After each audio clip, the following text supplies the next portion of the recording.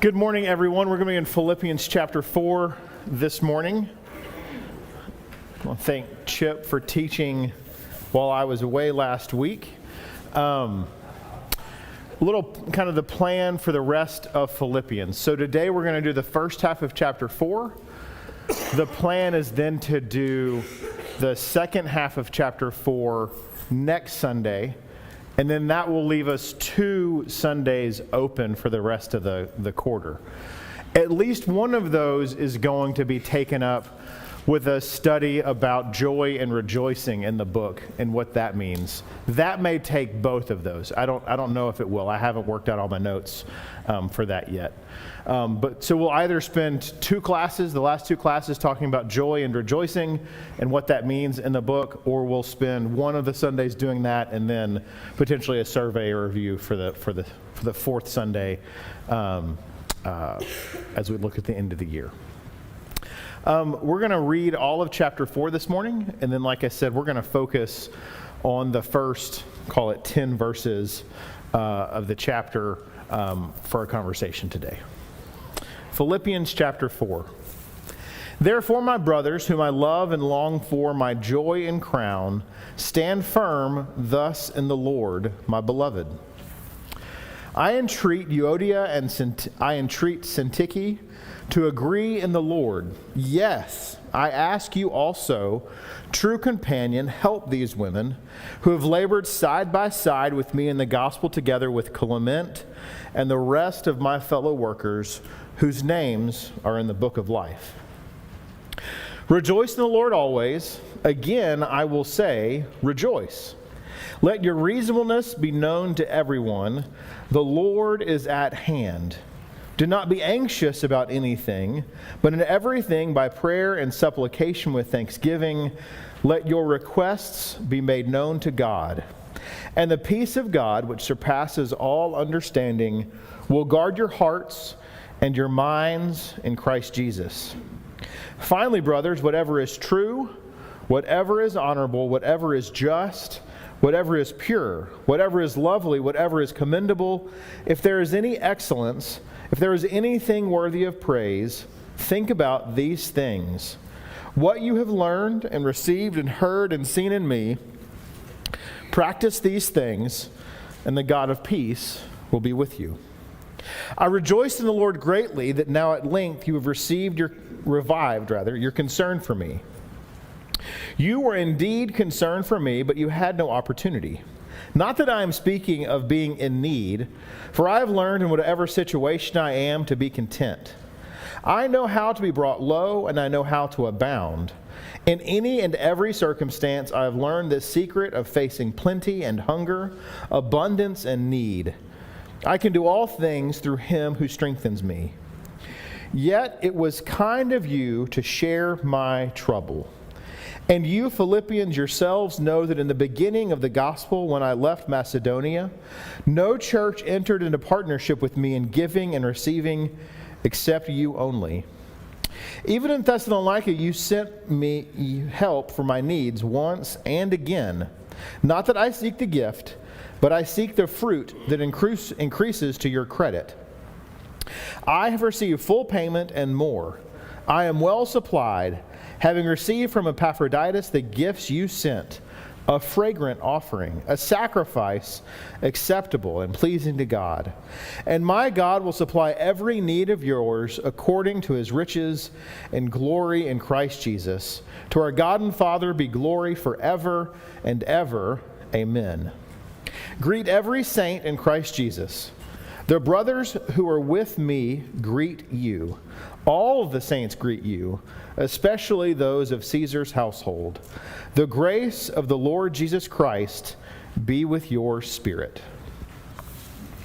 All right, if you'll take a minute or two, write down any notes you have about verses, call it 1 through 9, and we're going to talk about a couple things in that section.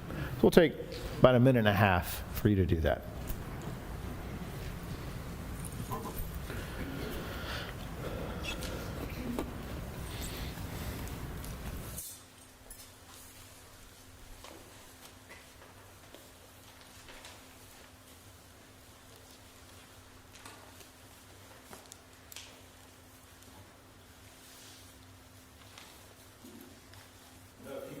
during that reading. We are in Philippians 4, and right now we're focusing on 1 through 10. If you'd like to make a couple notes, we'll have conversation in that section. Philippians 4, 1 through 10.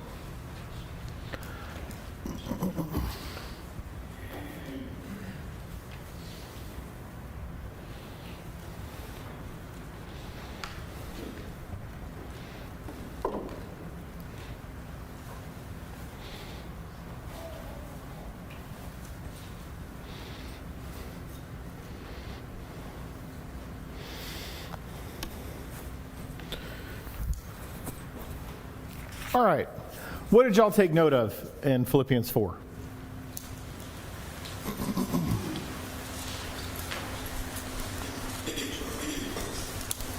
Alan? So in the first verse of chapter 4, he loves it, he tells them how much he loves it, but he still encourages them to see. That's what we should always tell people, is how much we love them, and always encourage them to be strong. I mean, that's just a good call. All right. So Alan's noticing verse 1 that he speaks really highly of them, whom I love, I long for, my joy, my crown. Interestingly, this isn't the first time in the book where this concept of being the crown or the joy or relating something kind of looking towards salvation. Can you think of another example when Paul does that in the book?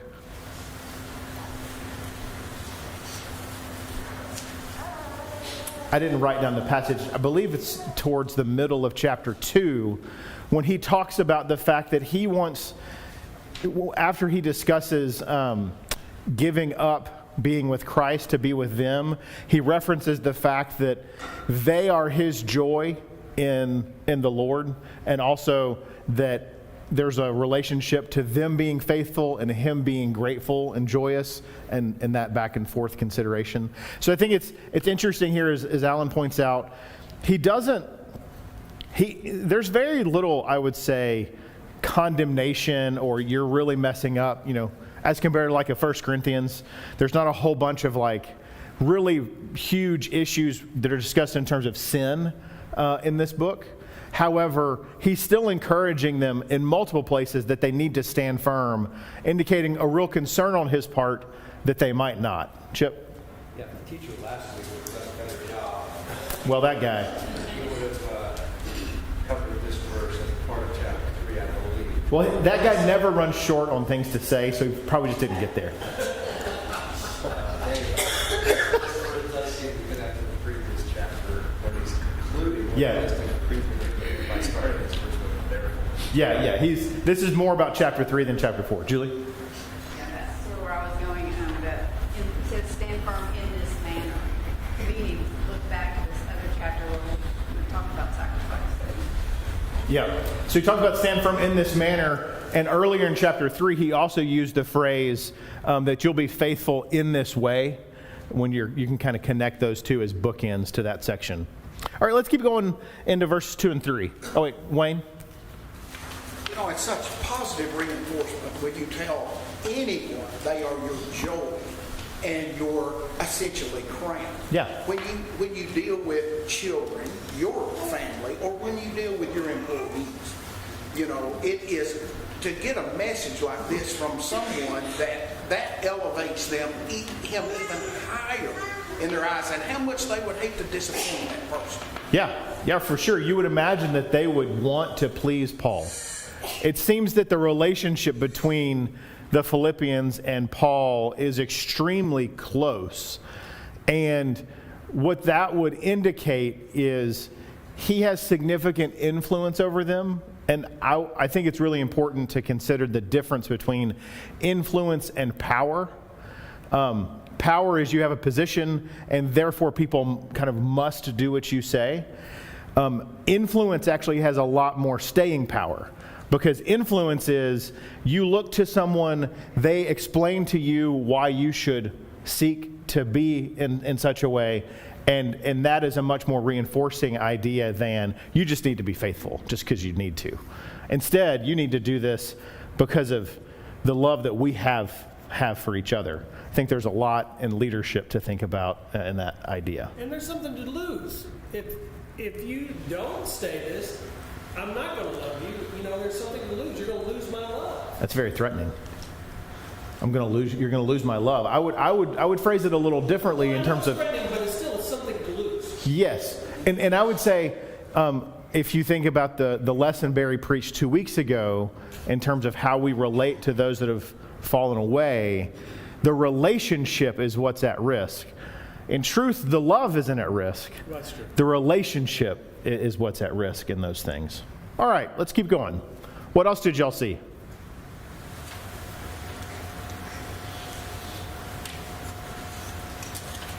Chip. How would you like to be sitting in the building the day or the field or wherever they're meeting and having this letter read and the audience taking as they hear their names called out saying, you two need to resolve something. Yeah. I entreat Chip and I entreat Newton to be one in the Lord. Bury the hatchet. Can you imagine being called out? You guys get it work.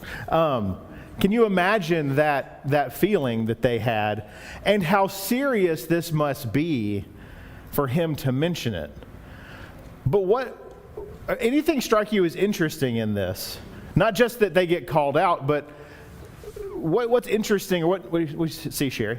I was going to say that women have their part in all this too. You know, also not just men, but it says that of those women which labor with me, Yeah. they have their part in it, and that they're doing the book of life also. Yeah, I think that's a great point, that he calls out these women as fellow laborers in the Lord, references that they are written their names are written in the book of life. And really, if you think about the story of Philippians overall, that idea is really strong from the very beginning when Lydia is in the story, and before Paul leaves Philippi after being in jail, he makes certain that they stop at Lydia's house to see the Christians before they go. What else do you notice about this discussion with Euodia and Syntyche? Yes, ma'am.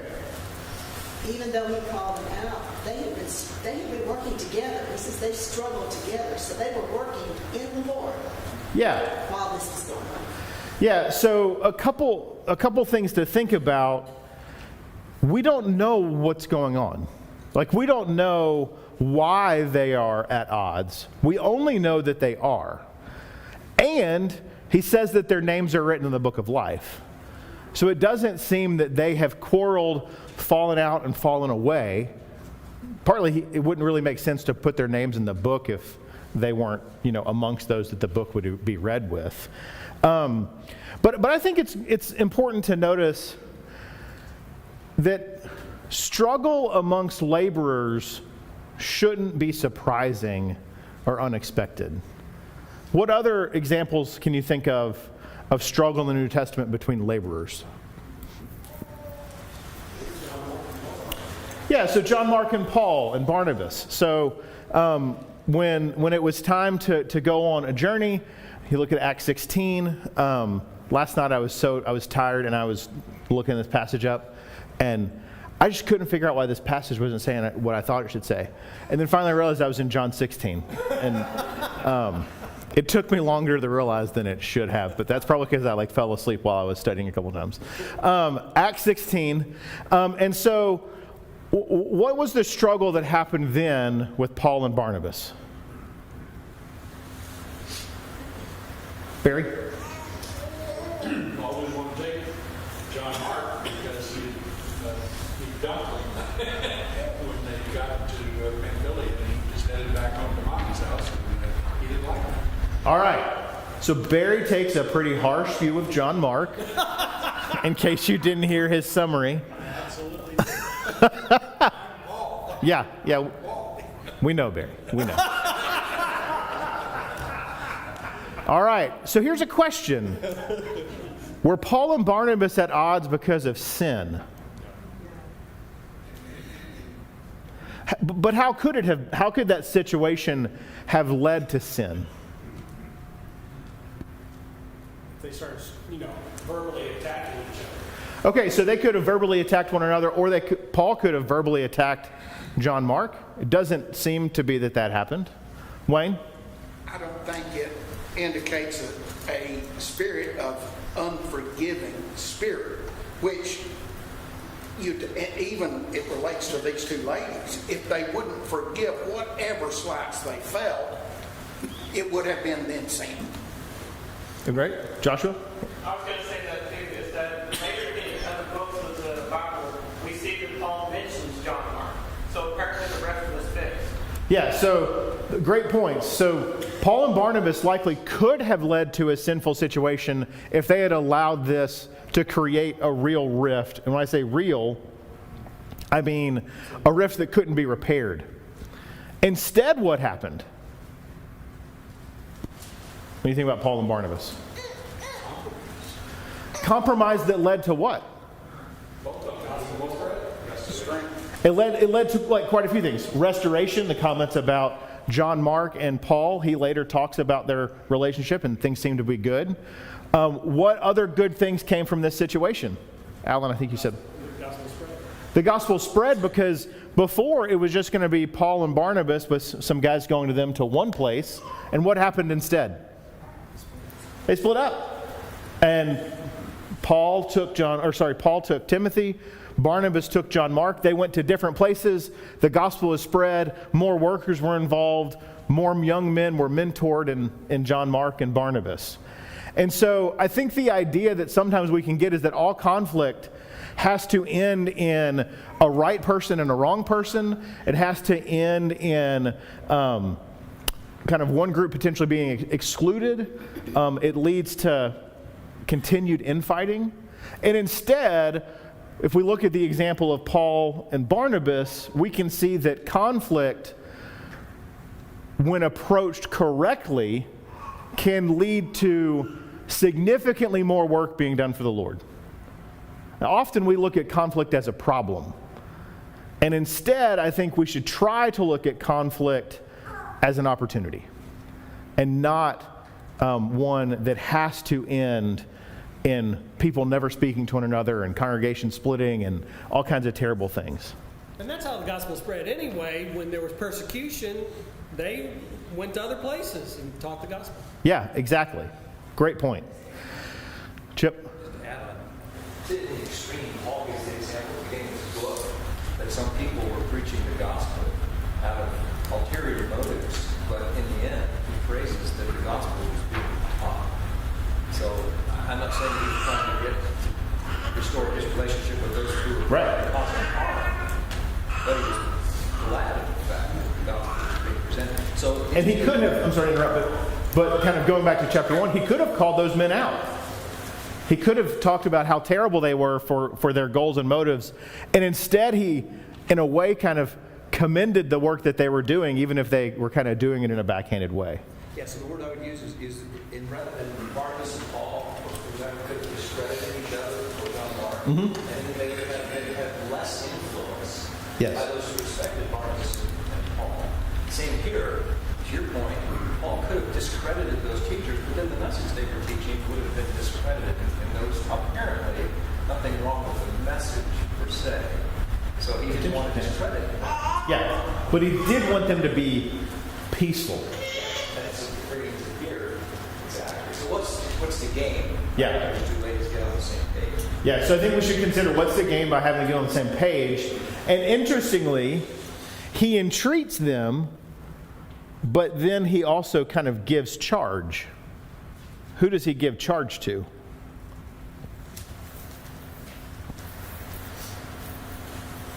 I ask you also, true companion. So who is true companion is a question we should ask. I can think of probably 3 or 4 different people who could be true companion. Who can give me one?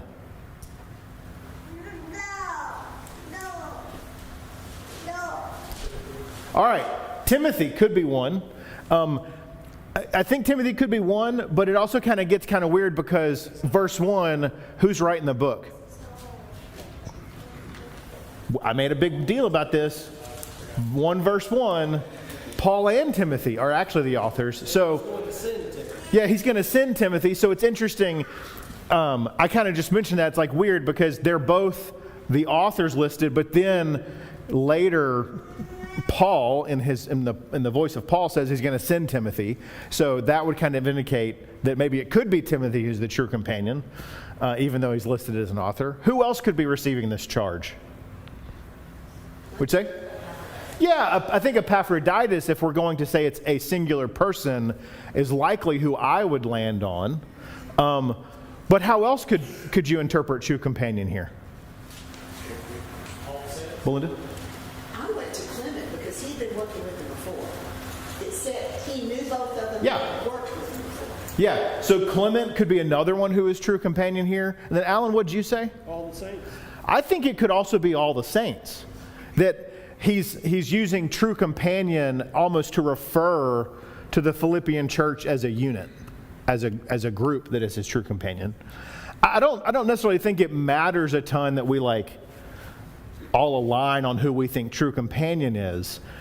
But it is interesting to me that he's entreated these two ladies to agree, but then he's asked, or I would say charged, other people to help them. Does that make you think of anything in Galatians?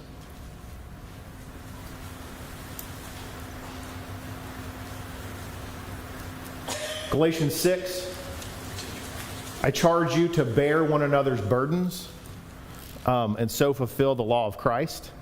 So these ladies need to get back together, but others have the responsibility to help them get back together and to be right with one another. With a good question, but who is a true companion? You could ask who is a true companion. I don't think this passage tells us. Well, I think the way he individualizes the instruction to each lady, saying, "And I urge," twice, because he's not saying you and you. He's not putting one of them first. That might indicate this was the one he needs it most. It is a very much a letter written to a lot of individuals. I think you could go down that path. It's not probably one that I would. All right. Anything else about these sections? This section about Euodia and Syntyche? Joshua? I think it's called back to chapter 2 where he said that the tribes of the same unity of mind. Yeah, 2 verse 2? Yeah. That Euodia and Syntyche need to come together and this argument could help them get to the same unity of mind. Yeah. Bring something to light. Hey, there's a problem. We need to figure out what to strive towards unity. Yes. So Joshua makes a great point. If you go back to 2 verse 2, he instructs them to be of one mind. I also love that Joshua referenced, again, that conflict creates an opportunity because it highlights that there's some discord or disagreement. That means that before there was truly a disagreement or discord between them, there was not alignment. So the conflict actually highlights the problem, and in highlighting the issue, you can work through it and address it. If it never kind of comes to the surface, it can continually be this kind of pick or nit in the background. But that's how, in one way, that conflicts an opportunity. All right.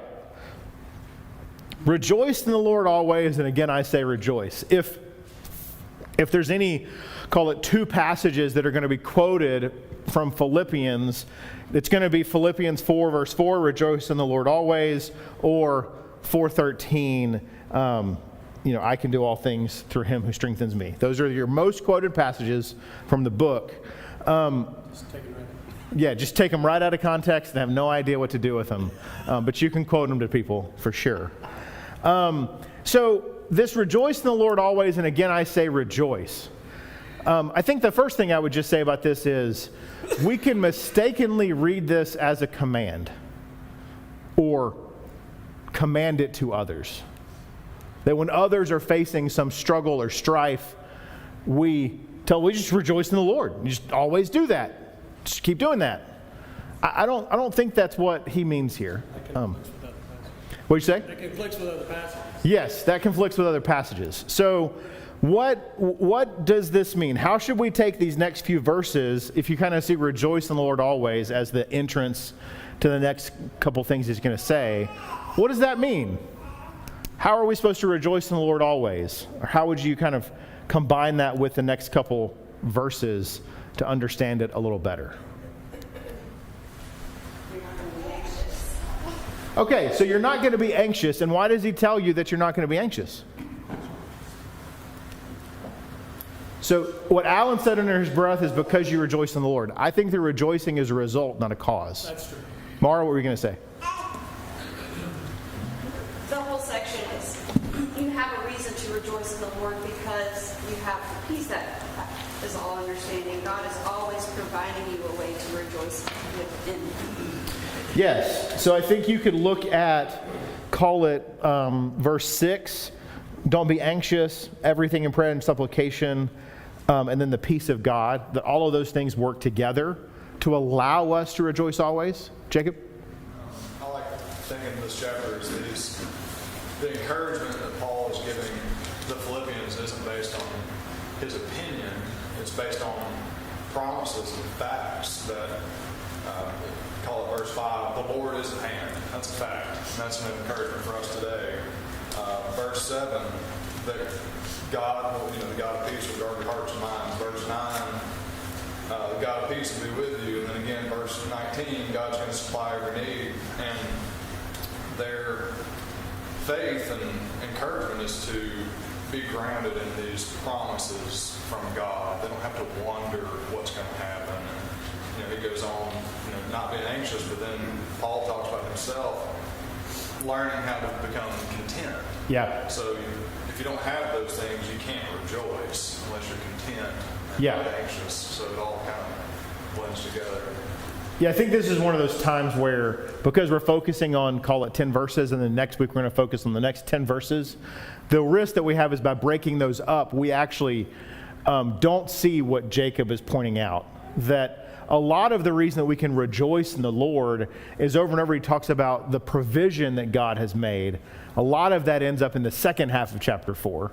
But I think that all goes back to why can we rejoice. But I do want to talk about verse 5. Let your reasonableness be known to everyone. So reasonableness is what the ESV translates it as. Julie, do you have your Holman Christian? Yeah. What do you got? Verse 4, or 5 rather. Instead of, our version says reasonableness. Yeah, so Holman Christian says graciousness. Does anybody have the New King James or NIV? All right, you've got, all right, so yours says moderation. I heard someone, gentleness is in New King James and NIV. What other, do we have New American Standard anywhere? Forbearing spirit, gentle spirit. So New American Standard, the first version versus the second version, they have a slightly different thing. Nobody using the NLT?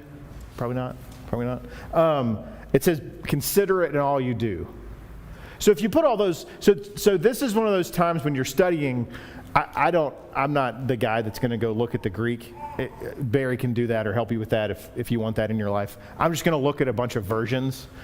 And so you can always tell that translators are a little troubled when you put 10 versions all next to each other and they all have a slightly different word or phrase. So thus far we've had reasonableness, gentleness, considerate in all you do, gentle spirit, graciousness. That would tell you some translators are having some issues because whatever word is being used in the Greek, they can't all agree on what it's supposed to mean in the English. And so we kind of have to make some decisions about what does it mean, all right? So I think it's a little bit difficult to use let your reasonableness be known to everyone and use reasonableness as like the bridge to rejoice in the Lord always. I think that's hard for me, but I'm not actually certain that gentleness, gentle spirit, or graciousness is any clearer. I think connecting this back to the Euodia and Syntyche discussion and not assuming that ended at the end of our verse 3, because remember, like, they didn't have verses back then, so they just read all this together. Rejoice in the Lord always, and then let your reasonableness be known to everyone. I think this is a continuation of the Euodia and Syntyche discussion, that while there is conflict, how are they supposed to move through the conflict? Julie, what were you going to say? I didn't write down where I found which verse, but I also found kindness and fairness. Oh, wow. You're getting out there.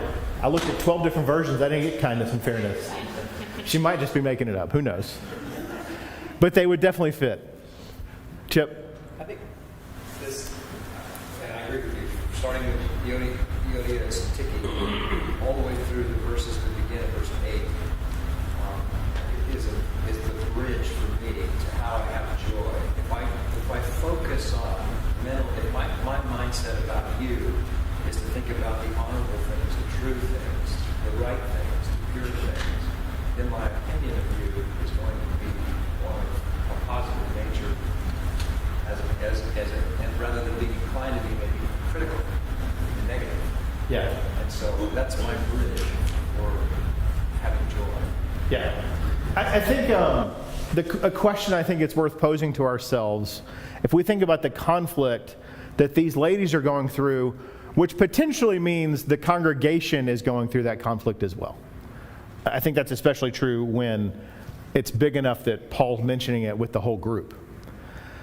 What would it look like here if in all of our conflicts we were described as being at conflict or at odds with each other, but we did it in a way that could be described as reasonable, gentle, gracious, with a gentle spirit? Like, that's how you have conflict that serves the Lord instead of separates the people of God. Is that even though you don't agree, even though we don't align on all things, we still would be described as anyone watching that as being reasonable and gentle and kind. If we can think about that idea and focus on it anytime we as a group are at odds about certain things, how can I move through this conflict that afterwards I would be described as reasonable and gentle? How would our conflicts potentially change? I wouldn't get my way.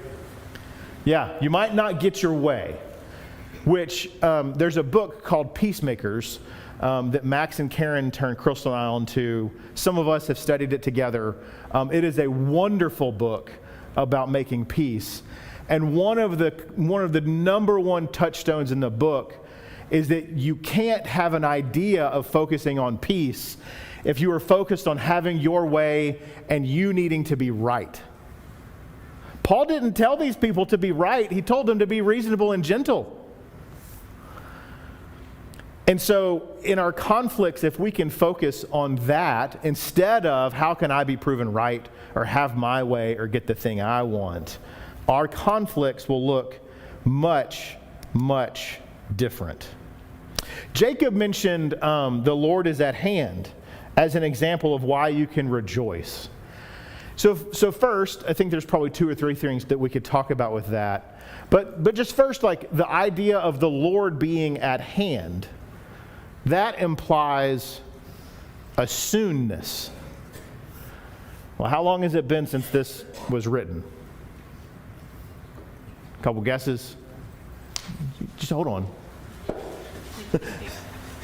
He's got an idea. This would be 2,000 years-ish, not quite. Like 1,980 years or something since this was written. So does soonness in terms of time make sense here? So Elizabeth, are you saying yes? You think it does? No. Or just you think it's a good question? It's a good question. Okay. So I don't think that you can interpret this as time when he says soon. But Barry, do you think you can? No. All right, make your comment. Oh, I was just going to say at hand.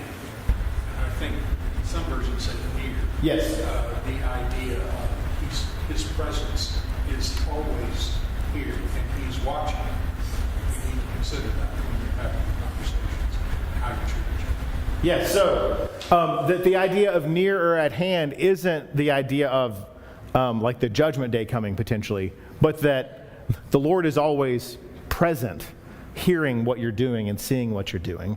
But I think a contrast to that, we have a whole bunch of passages in the New Testament that would kind of not exactly say that it's not about time. So for example, 1 Peter 4:7, the end of all things is at hand.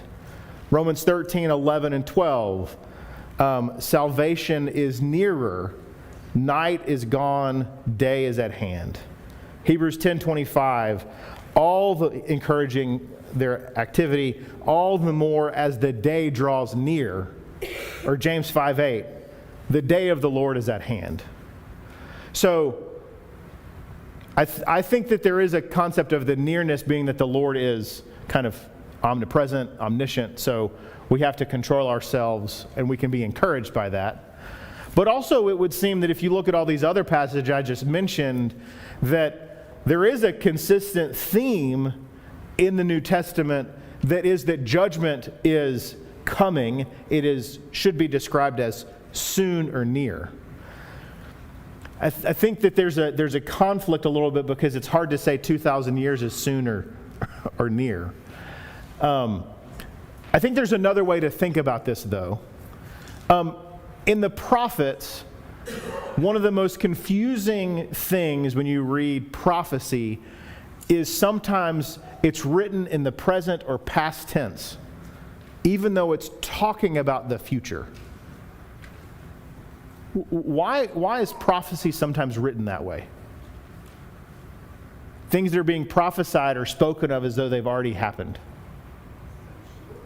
What'd you say, Julie? Yeah, they're so certain. So when they prophesied, sometimes they would speak as though the things had occurred because things were so certain to happen that you didn't have to talk about them in a future conditional sense. You could talk about them in a past tense, already achieved method. And so I think there's some of that idea here, is that you can be certain that the day of the Lord approaches and He is coming. So Jacob specifically said that because of that, we can rejoice. Do all people rejoice at the idea of judgment coming?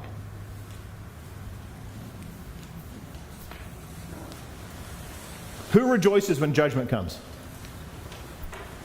Darlene? Yeah, so those that are His, or you could say that a little differently, when the judge comes, the one who is excited about the judge coming is the one who's on a certain side of that judgment.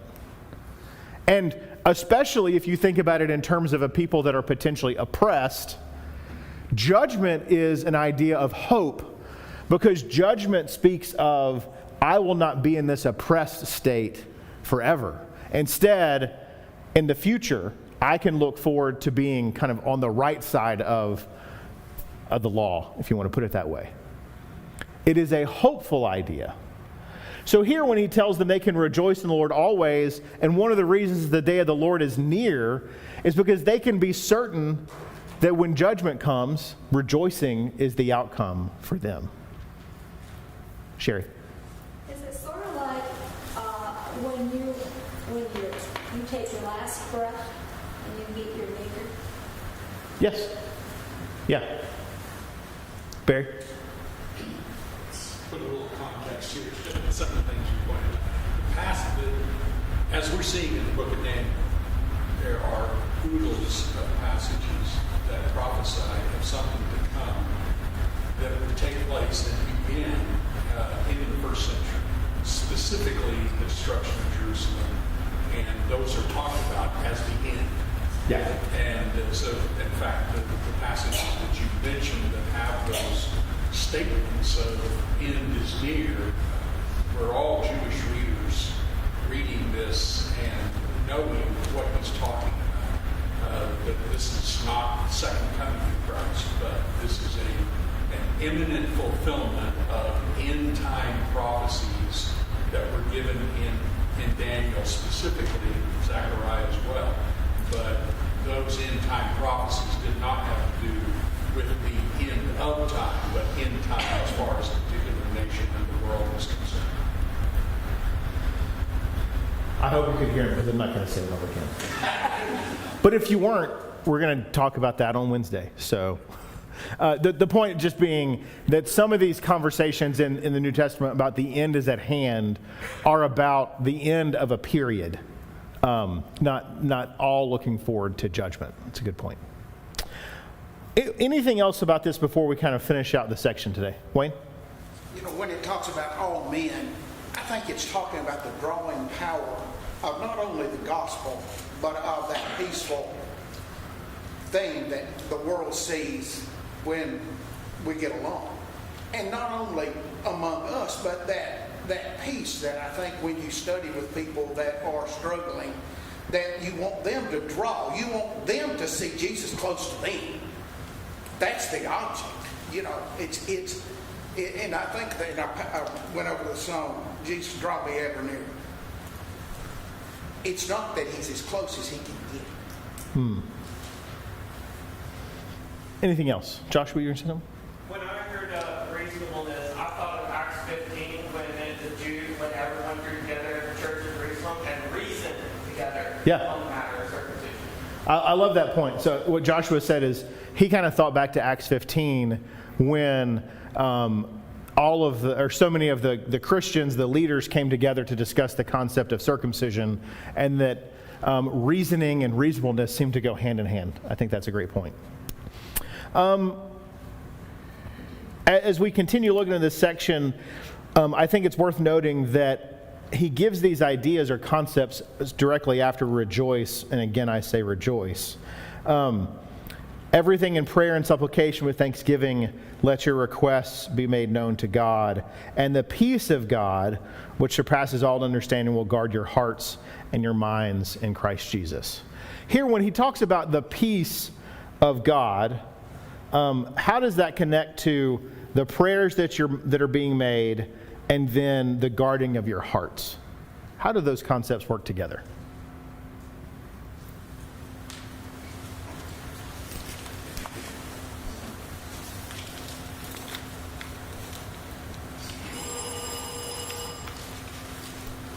So I make my petitions known to the Lord, and then the peace of God guards our hearts and minds. Why? Sherry? Because you know it's going to work out for the best for God. God is going to, He's going to make that for the best. It may not seem like it's the best, but actually it really is the best of all. God's in control. Okay, so Sherry just said some things that I think you have to be really careful how you interpret.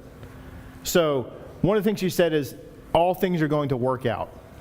I think that is true, but I think in this context we have to be careful that we understand that that is a direct reference to our spiritual state.